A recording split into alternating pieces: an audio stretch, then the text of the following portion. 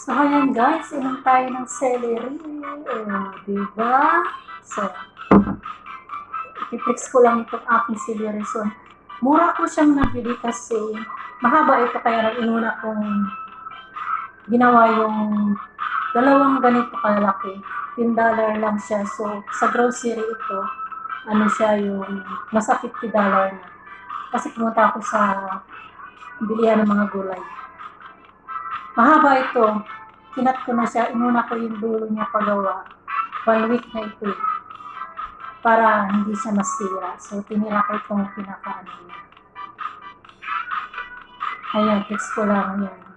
Ang aking best celery medicine. So, yan. Ito ang nagpagaling sa akin, guys. Sa mga arthritis, sa mga sakit ng kasukasuan. Promise ko talaga. Kaya, proven ko to.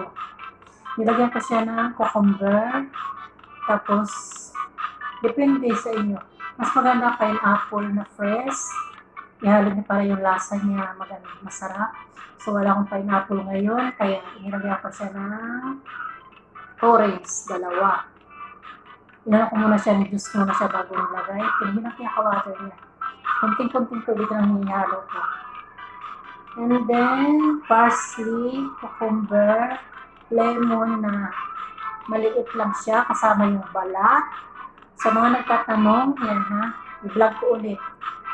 At, ano pa yung nilagay ko? Luya. Maliit lang din siya. Siguro mga ganyan lang siya kalaki luya. Pero mas maganda kung turmeric.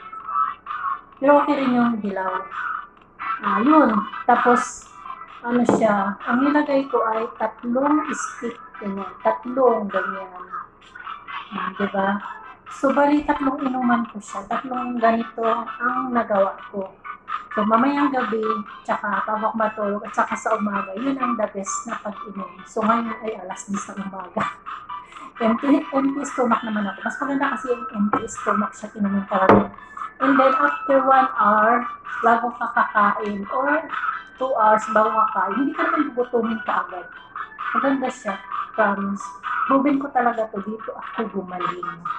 At namuntik na ako umuwi noon dahil hindi na halos ako makalakad dahil sa sakit ng paa ko. Ayan, tiyaga lang talaga. Kung gusto mong gumaling, kailangan mong magtiyaga. Diba? Ganun lang yon. So, ayan ang aking anong tawag doon? Parsley juice with cucumber, lemon, ginger, and orange juice yun. Hindi mo naman siya lagyan ng carrots. Hindi ko na siya nilagyan ng carrots. Ayun, pero mas lamang talaga yung celery niya para the best.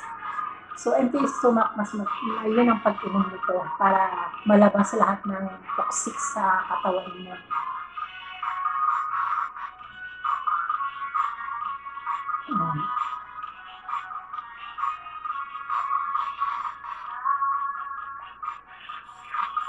Ito, medyo nalagdagan ko siya ng tubig. Pero yung natira ko na 2 ganito pa para mamayang gabi ko at saka bukas pang umaga. Pag nagigising ako ng alas 3 ng umaga, iniinom ko yun. Madaling araw, kaya alas 4, iniinom ko siya.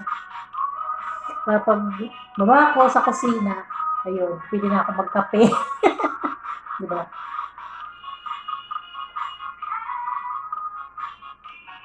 Cholesterol, high blood, lahat na. Ang bilis bumaba ng cholesterol ko dito. Grabe, sobrang taas. Tapos, inano ko talaga to, araw-araw. Night and morning talagang pinost ko siya. Talagang ang bilis bumaba ng cholesterol ko. Tapos nagpa-check up ako ulit. Okay na yung cholesterol ko. In how many months lang. Yun. Thank you, celery. Bye-bye!